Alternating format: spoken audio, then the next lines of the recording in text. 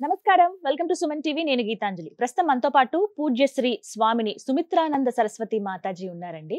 ఆత్మ జ్ఞానంతో ఈ ఆధ్యాత్మిక ప్రయాణంలో మనం ఎలా జీవనం సాగించాలి, ఆ ప్రయాణాన్ని మనం ఎలా కొనసాగించాలి, ఆత్మానందాన్ని ఎలా పొందాలనేది క్లాసెస్ ద్వారా బోధిస్తూ ఉంటారు అమ్మగారు.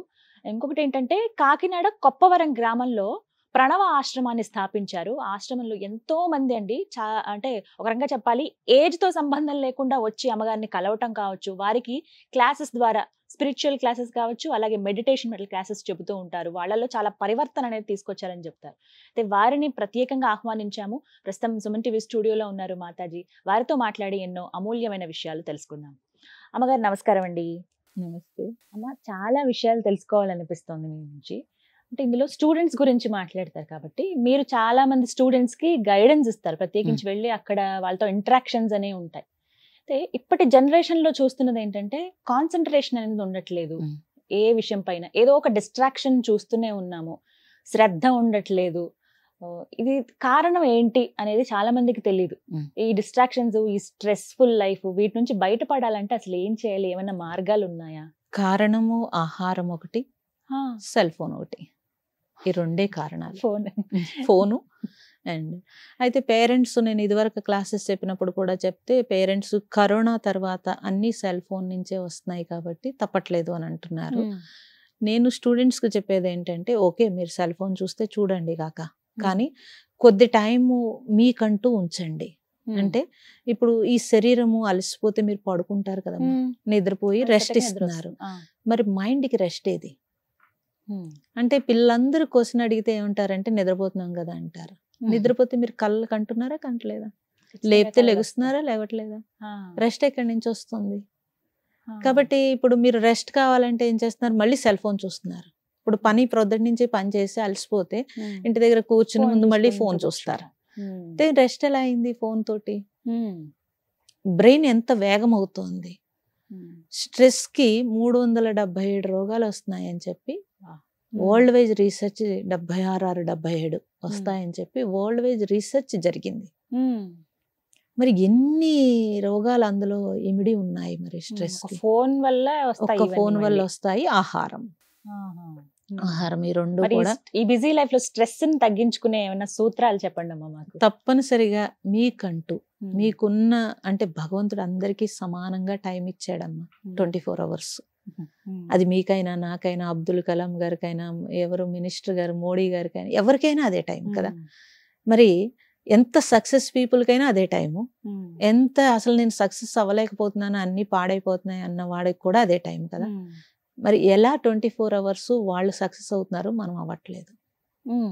ఇది మనం గమనించాల్సిన విషయం. ఖచ్చితంగా 24 hours అంటే మీ కాలము 84 లక్షల జీవరాశుల నుంచి కొద్ది కొద్దిగా పుణ్యంతో ఇలా మానవ జన్మ ఇప్పుడుకొచ్చింది. సైంటిఫికల్ గా చూసిన బ్యాక్టీరియా దగ్గర నుంచి వెన్నుపూస నిటారుగా ఉండడానికి ఇంత టైం పడుతుందని కూడా ఉంది.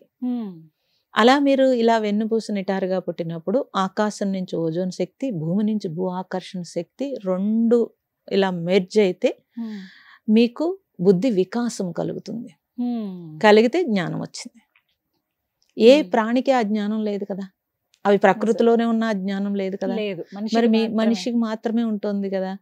అది గమనిస్తే కనుక అంతటి జ్ఞానం మనకు ఉన్నప్పుడు ఈ 24 hours లో ఏ 84 లక్షల జీవరాశుల్లో చెయ్యని పని ఇప్పుడు చేయొచ్చు మనం.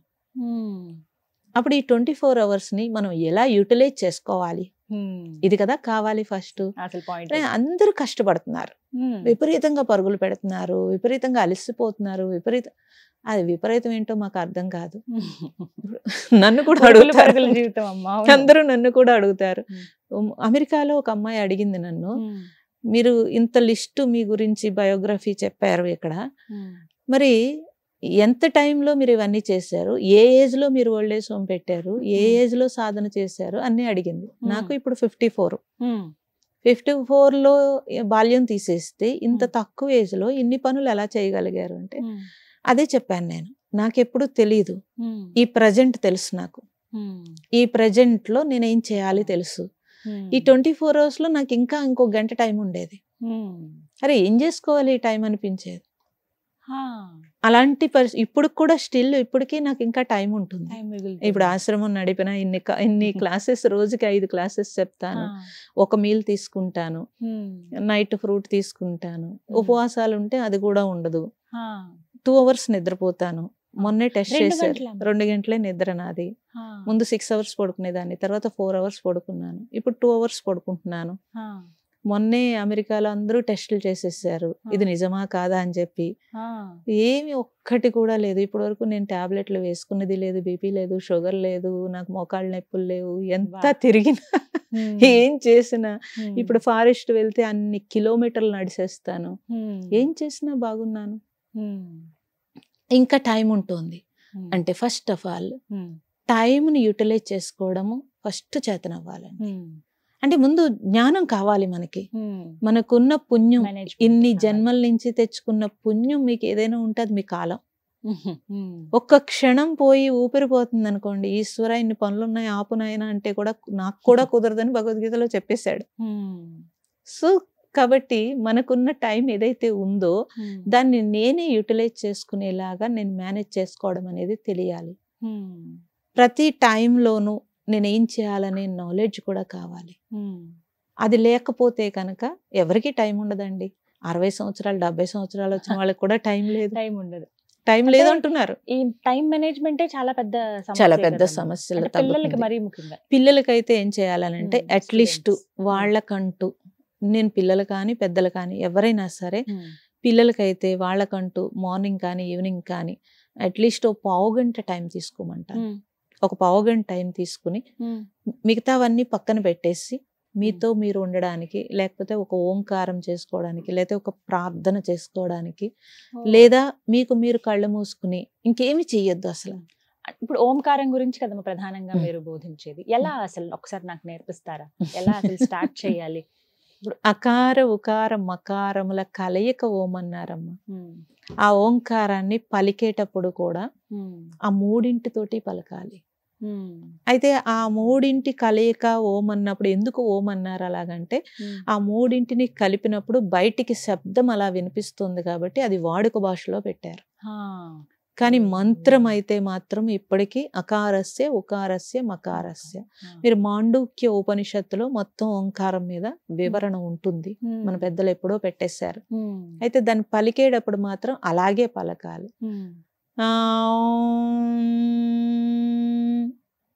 అన్నప్పుడు నాభి నుంచి శబ్దం మూడు వస్తున్నాయి కదమ్మా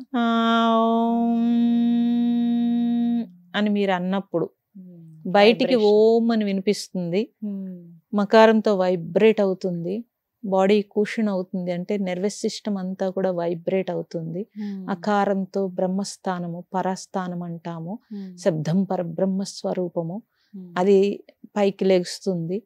హృదయ స్థానం ఉకారము తాకుతుంది, మకారంతో లయము అవుతుంది. బ్రహ్మ విష్ణు మహేశ్వరులు 3 మీలోనే ఉన్నారు. మరి 3 మన దగ్గర ఉండగా వాళ్ళ 3 పట్టుకోవడం అనేసి ఎవరినో పట్టుకుంటే ఎలా కుదురుతుంది కదా? రోజులో ఒక 1/2 గంట ఈ విధంగా చేస్తే చాలా, ఒక 21 సార్లు 20 సార్లు అట్లీస్ట్. నేను పిల్లలకైతే ఏం చెప్తానంటే, బాగా చిన్న పిల్లలు అయితే మీరు ఫింగర్స్ లెక్క పెట్టుకోండి, 10 times అయిపోయింది. సో పెద్ద పిల్లలైతే మీరు అలా లెక్క పెట్టుకోకండి, మీరు ఎంతసేపు చేయాలనిపిస్తే అంతసేపు చేయండి. ఆ తర్వాత ఆ వైబ్రేషన్సే మిమ్మల్ని ఆటోమేటిక్ గా కళ్ళు మూతలు పడిపోతాయి, ఆటోమేటిక్ గా కళ్ళు మూసుకునేటట్టు చేస్తాయి. అయితే వాళ్ళు ఏం చెప్తారు, కళ్ళు మూసుకుంటే ఆలోచన వచ్చేస్తుంది అని చెప్తారు, సమస్య అంటారు. నేనేం చెప్తానంటే రాని అని చెప్తాను. ఎందుకని? ఇప్పుడు కళ్ళు మూసుకునే ఆలోచన వచ్చింది అనుకోండి, మన లోపల ఏముందో మనకు తెలుస్తుంది. వద్దని మీరెలా చెప్తారు? కానీ ఏవేవో వస్తాయి కదా, ఎప్పుడివో వస్తాయి, 10 ఏళ్ల క్రితం కూడా వస్తాయి. అంటే రానివ్వాలి. ఎందుకని అంటే మనకు తెలుస్తుంది లోపల ఎంత పెట్టుకున్నాం మనం, ఎన్ని ఉండిపోయినవి తొలగించవచ్చు. మరి లేకపోతే ఎలా తెలుస్తుందమ్మా మీకు? కరెక్ట్. ఇప్పుడు ఇలా చూశారు, నేను చాలా మంచిదాన్ని అనిపిస్తుంది మీకు, కానీ నేను కళ్ళు మూసుకుంటే నా లోపల నాకు తెలుస్తుంది కదా. మీకేం తెలుస్తుంది? బయట చూస్తే తెలియదు కదా. మనకి మనం ఫస్ట్ తెలుసుకోవాలి. అదే మీతో మీరు ఉండాలి, మీలో మీరు ఉండాలి, మీరై మీరు ఉండాలి. ఇది ఏ ఏజ్ పిల్లల నుంచి ఇలా స్టార్ట్ చేయొచ్చమ్మా? మీరు ఎంత చిన్న పిల్లల దగ్గర నుంచి అయినా కూర్చోబెట్టచ్చు.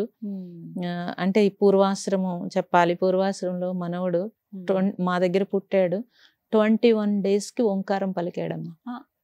21 days కి ఓంకారం పలికాడు. అయితే ఆ రోజు అతనికి పేరు పెట్టి నామకరణం పెట్టే వాళ్ళ నానమ్మలు అందరూ వస్తున్నారు, మంచి హడావుడి. నేను స్నానం చేయించి అక్కడ దేవుడి దగ్గర ఇలా పడుకోబెట్టి తుడుస్తున్నాను, ఆయన ఓంకారం పలుకుతున్నాడు. వాళ్ళ మదర్ స్నానానికి వెళ్ళింది, పరిగెట్టుకుని వచ్చింది. వచ్చి వెంటనే సెల్ ఫోన్ తోటి వాళ్ళ హస్బెండ్ చూపించడానికి తీయపోయింది. వట్టక్మని ఆపేశాడు. నేను చాలా తిట్టాను, నువ్వు వెళ్ళిపో, కావాలంటే పలుకుతాడు చూడని చెప్పాను. ఆవిడ వెళ్ళిపోయాక మళ్ళీ పలికాడు. ఆవిడ దూరం నుంచి ఏవో తీసి కొద్దిగా దూరం నుంచి తీసింది.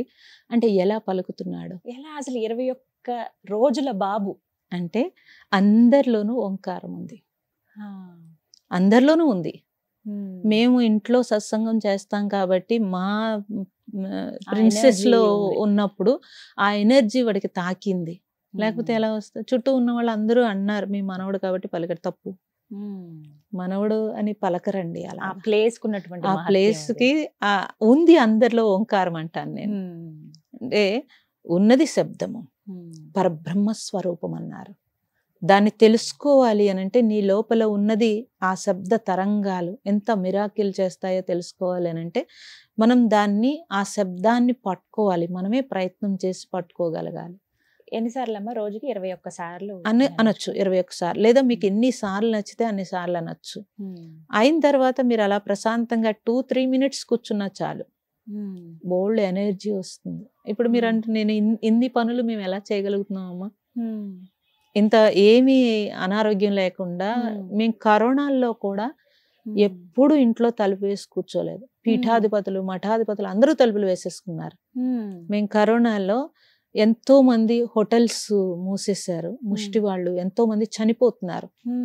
మేము రోజుకి 4,000-5,000 ట్రాన్స్జెండర్లు వేశ్యలు ఎంతో మంది చనిపోతూ ఉంటే అందరికీ ఫుడ్ వండి పట్టుకెళ్ళాము. నేను పిలిపిస్తే స్టూడెంట్స్ ను పంపించారు తల్లిదండ్రులు. ఎంత నమ్మకం ఉంటే నాతో పంపించారు, ఎంత నమ్మకం ఉండాలి. ఇప్పుడు కరోనాకి మేము చుట్టం ఏంటండి, కానీ మరి మాకు ఎందుకు రాలేదు అసలు అని అంటే ఓంకారంతో ఊపిరితిత్తులన్నీ స్ట్రాంగ్ అయ్యి రెసిస్టెన్స్ బాగుంది కాబట్టి రాలేదు. ఎప్పటికీ బోల్డ్ వైరస్లు మీ హైదరాబాద్ లో వీళ్ళు ఆ మీటింగ్ లో జనం మీద పడిపోతారు, కాళ్ళకి దండం పెడతారు, దగ్గరికి వచ్చేస్తారు, అమ్మ జాగ్రత్త అంటూ ఉంటారు. ఎన్ని సంవత్సరాల నుంచి తిరుగుతున్నాను, ఎన్ని వైరస్లో తిరుగుతున్నాను, ఏ రోజు నాకు ఏ వైరస్ రాలేదు, ఇప్పటి వరకు తాకలేదు.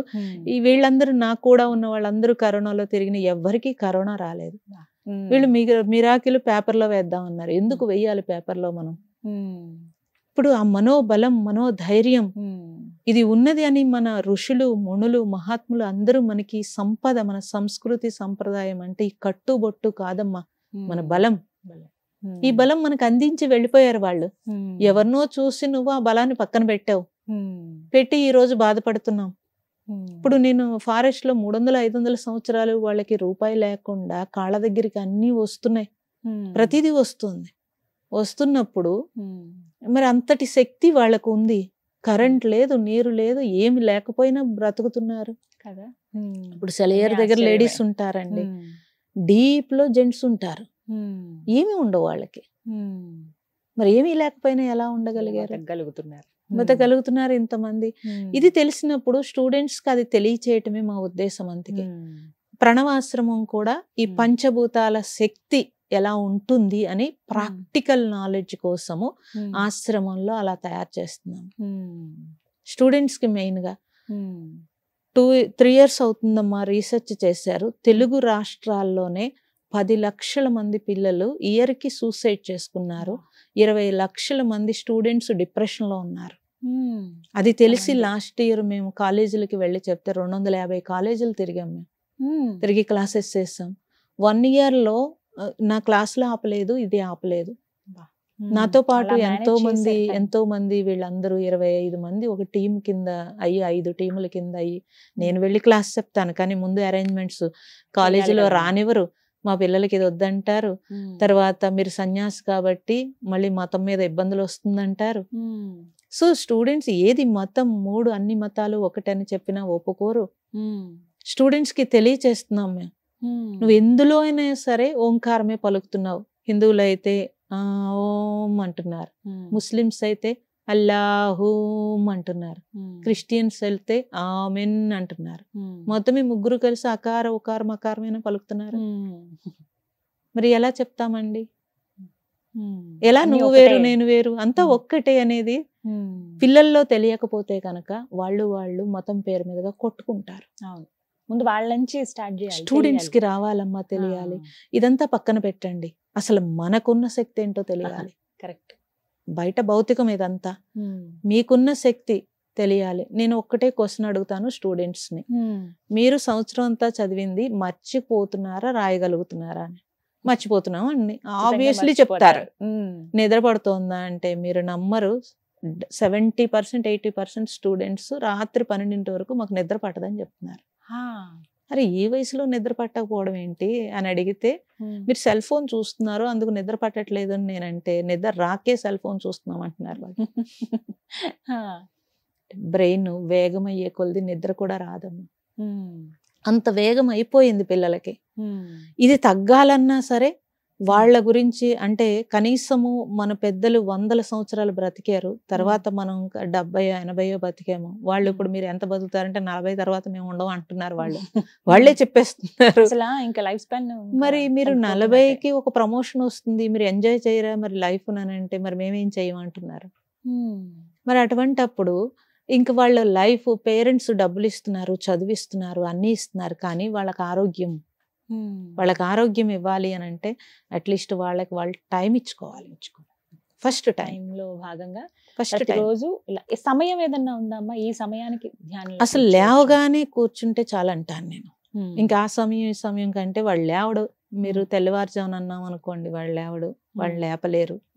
నువ్వు లేచిన వెంటనే ఇంకా అటు ఇటు పరుగు లెగ్గానే సెల్ ఫోన్ అక్కడే పెట్టుకుంటాడు, ఎలాగో తీసి వెంటనే స్క్రీన్ చూస్తాడు. అప్పటి వరకు రెస్ట్ తీసుకున్న కళ్ళు విపరీతమైన పవర్ కి ఇమీడియట్లీ చాలా అనారోగ్యం అండి. సో లేవగానే నువ్వు ముందు లెగిసావు, అసలు రాత్రి పోకుండా మనం లెగిసామమ్మా. భగవంతుడు మనకి సూర్యుని చూసే అవకాశం ఇచ్చాడు. పూర్వం అయితే కరాగ్రే వసితే లక్ష్మి అని పద్యం చదువుకుని భూమాతకి దండం పెట్టుకుని తిరిగేవాళ్ళం. ఇప్పుడు అది లేదు. పోనీ కనీసం లేవగానే అక్కడే కూర్చుని నువ్వు ఓంకారం చెప్పిరా దిగవయ్య నాయన అని చెప్తాను నేనైతే. సాయంత్రం పడుకునేటప్పుడు కంపల్సరీ చేసి పడుకుంటే పగలంతా బ్రెయిన్ గిరా గిరా తిరిగిన బ్రెయిన్ కొంచెం రిలాక్స్ అయితే రాత్రి డీప్ స్లీప్ తీసుకుంటే కనుక ఎనర్జెటిక్ గా ఉంటాడు. ఈ విధంగా ప్రాక్టీస్ చేయాలి. ప్రాక్టీస్ ప్రొద్దుట సాయంత్రం 10 నిమిషాలు ఉండమంటాను, లేకపోతే 15 నిమిషాలు నీకు టైం ఉంటే, లేకపోతే 10 మినిట్స్. అంతకంటే చెప్పారంటే అమ్మో బోరు వాళ్ళకి, అసలు చెప్పకూడదు పిల్లలకి. ఆ 10 నిమిషాలంటే ఓకే, అది కూడా కష్టంగా ఒప్పుకుంటారు, చాలా కష్టంగా. 10 మినిట్స్ అంటే పెద్ద ప్రాబ్లం కాదు, 10 మినిట్స్ చాలే అసలు పిల్లలకి. చాలా చక్కగా చెప్పారు. పిల్లలకి టైం మేనేజ్మెంట్ అనేది ఈ విధంగా ఫస్ట్ ఈ ఓంకారంతో ప్రారంభిస్తే ఖచ్చితంగా చేంజెస్ అనేవి కనపడతాయి, బాగా వస్తాయి, చాలా బాగా వస్తాయి.